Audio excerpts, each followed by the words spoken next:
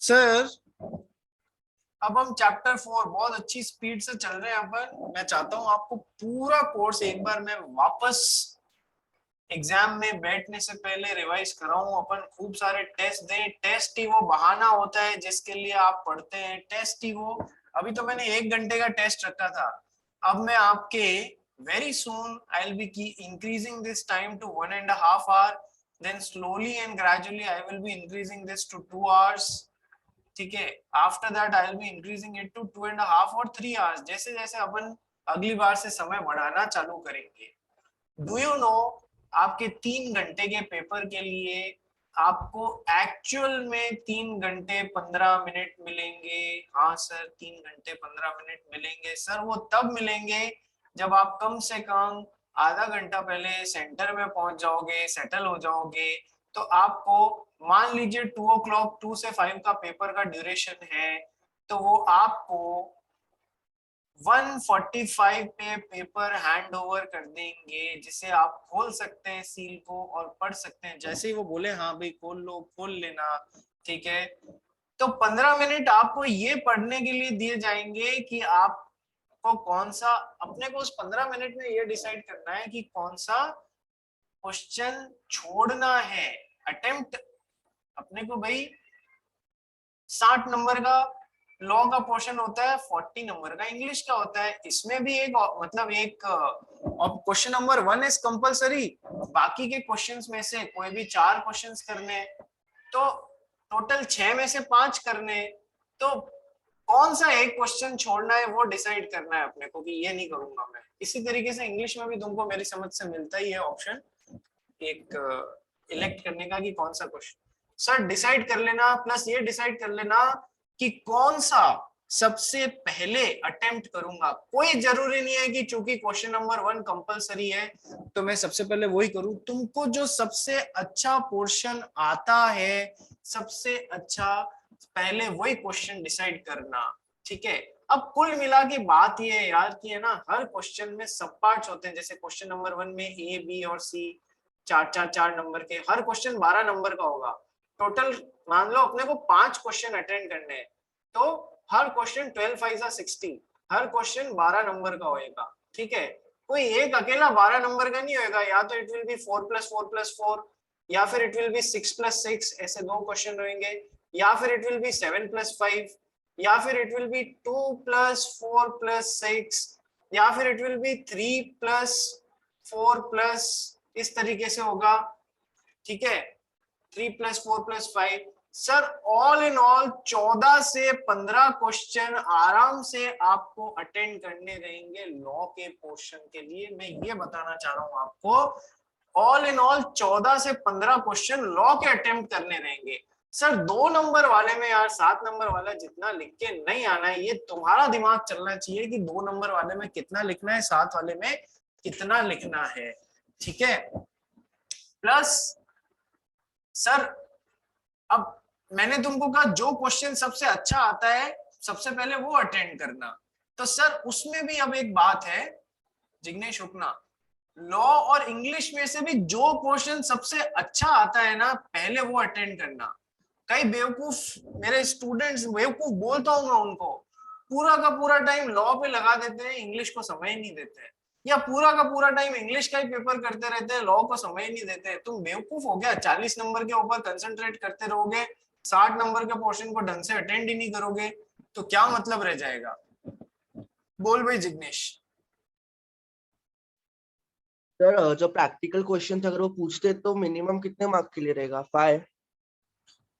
मैंने तुमको एक लिस्ट भेजी थी पिछली बार, पूरा पूरा कैटेगराइजेशन करके कि क्वेश्चन नंबर 1 में से ABC कौन से एक्ट में से आएगा, कैसे आएगा। भेजा था या नहीं भेजा था प्रैक्टिकल? हाँ सर। ठीक है, मैं वो वापस आपको शेयर कर दूंगा यदि आपके पास में नहीं है तो। ठीक है, हर हर टॉपिक का 5, अपने अपने को 5 एक्ट्स पढ़ने हैं। हर टॉपिक में से कितने मार्क्स के प्रैक्टिकल कितने, देखो ये कोई गारंटी नहीं है कि आगे भी ऐसा हो जाएगा, लेकिन पास्ट पेपर्स के एनालिसिस के बेसिस पे हम एक अंदाजा लगा सकते हैं कि कॉन्ट्रैक्ट एक्ट में से इतने नंबर के प्रैक्टिकल, इतने नंबर के थ्योरेटिकल आएंगे, सेल ऑफ गुड्स एक्ट में से ऐसा होगा। ये एक आइडिया है गारंटी नहीं होती। और हम तो खैर कहते हैं ना, अपन स्पेशल प्रिविलेज लोग हैं, हर चीज अपने समय में ही बदलती है। तो मान के चलना कुछ माइनर चेंजेस हो सकता है, तो let's be ready for that, पर मोटा मोटा वो वैसा ही चलेगा। ठीक है, ऐसा अपनी अंडरस्टैंडिंग है, कंपल्शन नहीं है कि इंस्टीट्यूट इस बार अगली बार भी ऐसा ही पेपर दे, कुछ माइनर चेंजेस या मेजर चेंजेस हो भी सकते हैं। ठीक है, तो वो मैं फाइल आपके साथ में एक बार वापस शेयर कर दूंगा। तो अब बात ये थी कि इंग्लिश और लॉ में से भी जो आपका पहला पोर्शन है ना, वो पहले अटेंड करना। अब इसमें से भी इंपॉर्टेंट बात, सर 3 घंटे का पेपर है, 3 घंटे 15 मिनट मिलेंगे, हाँ मिलेंगे, 15 मिनट केवल पेपर पढ़ने मिलेंगे, सॉल्व करने नहीं मिलेंगे। और उसमें भी 3 घंटे में से लास्ट के 5 मिनट जो है ना, वो किस इस 15 मिनट में पेपर ही नहीं पढ़ना है। आंसर शीट पे जो फर्स्ट पेज पे एंट्रीज करनी होती है ना, आपका रोल नंबर फलान डीन जो भी है, वो सारे भी एंट्रीज करनी रहेंगी। फिर लास्ट का 3 घंटे में से 5 मिनट आपको छोड़ने पड़ेंगे सारे पेपर्स अरेंज करने को, एक्स्ट्रा कॉपीज अरेंज करने को, टाई करने को, धागा लगाने को, नंबर ऑफ एक्स्ट्रा शीट्स कितनी लिए वो एंटर करने को, कौन कौन से क्वेश्चन अटेंड किए हैं ये आपको मेन शीट की फर्स्ट पे आपको टिक मार्क करना पड़ेगा कि मैंने ये क्वेश्चंस अटेंड किए हैं। उसके लिए आपको इन सारे कामों के लिए आपको 5 मिनट देने पड़ेंगे। ठीक है, तो अब सर 3 घंटे में से 60 और 40 वाले पोर्शन के लिए कितना कितना टाइम दिया जाए? सर 1 घंटा और 50 मिनट तो दिया जाए लॉ के पेपर के लिए, और 1 घंटा 10 मिनट दिया जाए इंग्लिश के पेपर के लिए। ये एक ब्रॉड गाइडलाइन होती है, +-5 to 7 मिनट्स। यदि आपको इधर ज्यादा चाहिए या कम चाहिए, या इधर ज्यादा चाहिए या कम चाहिए, उस हिसाब से आप लोग एडजस्ट कर सकते हैं।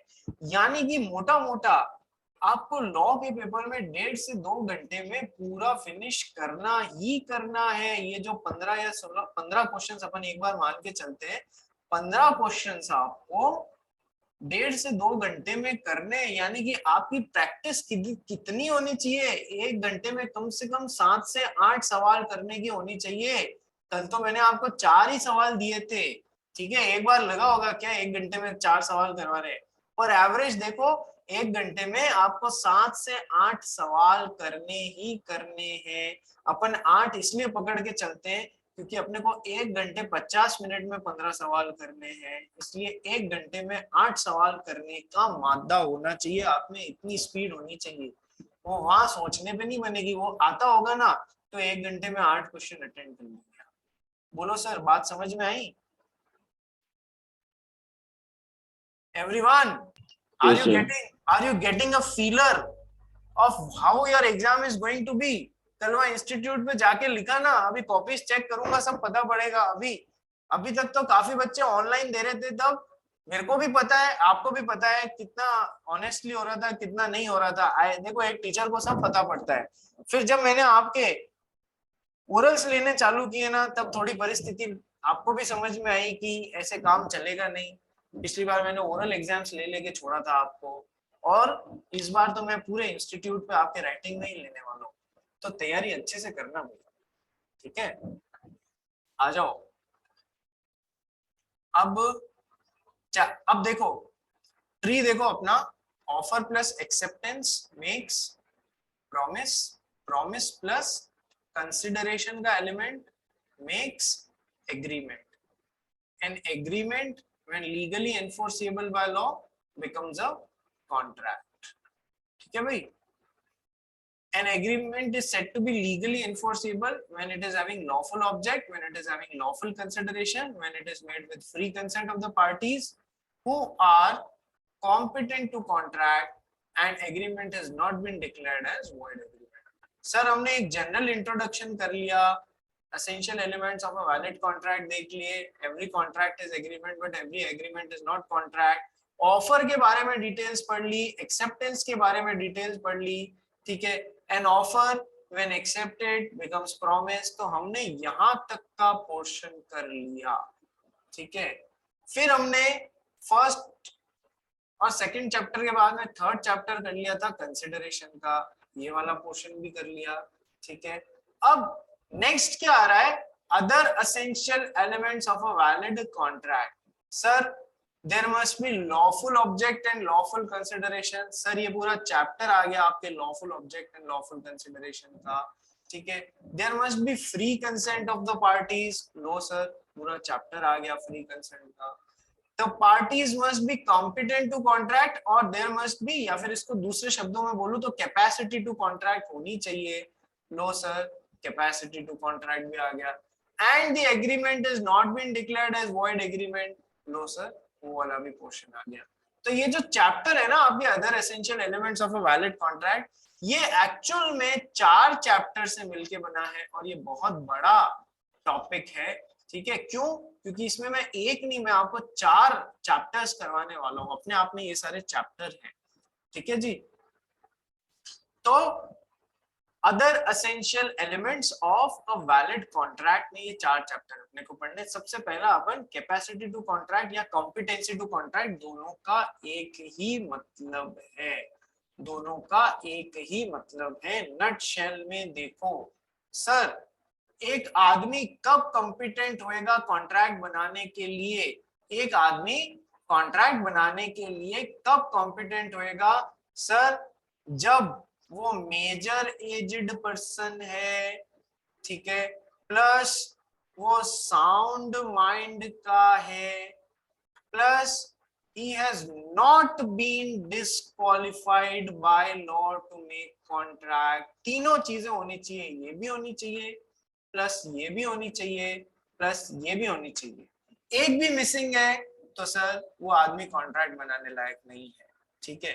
He should be a major aged person, he should be a person of sound mind, and he should not have been disqualified by law to enter into contract। Then he is said to be a person who is having capacity to contract या who is competent to contract, ठीक है। यदि वो minor है, unsound mind का या disqualified by law है, तो फिर वो कोई भी एक भी कारण आ जाए तो वो कॉन्ट्रैक्ट बनाने के काबिल नहीं है। सर बोलो समझ में आया? बोलो सर समझ में आया? हाँ सर। प्रियांशु, सिया, ओम, याद रखना समझा sir. Yes sir. Capacity to contract, major aged person, he should be a person of sound mind and he should not have been disqualified by law, ठीक है।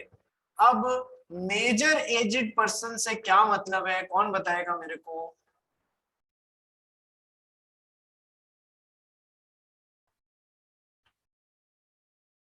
मेजर एजेड, मेजॉरिटी की एज क्या होती है? 18। Jignesh is saying 18, Sia is saying 18. Are they right or not? बाकी लोग भी तो कुछ बोलो, पार्टिसिपेशन करो रे क्लास में, याद रहेगा। मेजॉरिटी की एज क्या? सर बॉयज के लिए 18 और गर्ल्स के लिए 21। मोस्टली 18 या मोस्टली 21। लो चलो आ गया सर। सर मोस्टली 18 या मोस्टली 21, ठीक है। सर हमें एज ए लॉ का स्टूडेंट या एज ए सीए का स्टूडेंट या एज ए लॉ का स्टूडेंट ये डिफाइन करना हो कि मेजॉरिटी की उम्र कहाँ दी गई है, तो हम बोलेंगे सर इंडियन मेजॉरिटी एक्ट में जो दी हुई है, ठीक है, वैसा इंडियन मेजॉरिटी एक्ट में जो दी हुई है वैसा, ठीक है सर। प्लस हमें किस एंगल से देखना है कि वो आदमी कॉन्ट्रैक्ट बनाने की काबिलियत रखता है या नहीं रखता है, मेजर, उसके लिए मेजर होना जरूरी है। तो सर जैसा कॉन्ट्रैक्ट बनाने की काबिलियत, जैसा कॉन्ट्रैक्ट बना रहा है उस हिसाब से मेजॉरिटी की एज होनी चाहिए, जैसा कॉन्ट्रैक्ट बना रहा है उस हिसाब से मेजॉरिटी की एज होनी चाहिए। यदि नॉर्मल खरीद फरोख्त का कॉन्ट्रैक्ट बना रहा है, नॉर्मल कॉन्ट्रैक्ट बना रहा है तो 18 साल की एज भी चल जाएगी। लेकिन सर यदि वो मैरिज करने का कॉन्ट्रैक्ट बना रहा है तो जिस पर्पस से कॉन्ट्रैक्ट बना रहा है उस हिसाब से मेजॉरिटी की एज होनी चाहिए। तो इस हिसाब से गर्ल की एज मेजॉरिटी की 18 होगी, बॉय की एज मेजॉरिटी की 21 होगी। यस, तो हम क्या बोलेंगे, जिस तरीके का कॉन्ट्रैक्ट बनाया जा रहा है उस हिसाब से मेजॉरिटी की एज होनी चाहिए। We will be subjective in our approach. बोलो रे, बात समझ में आई?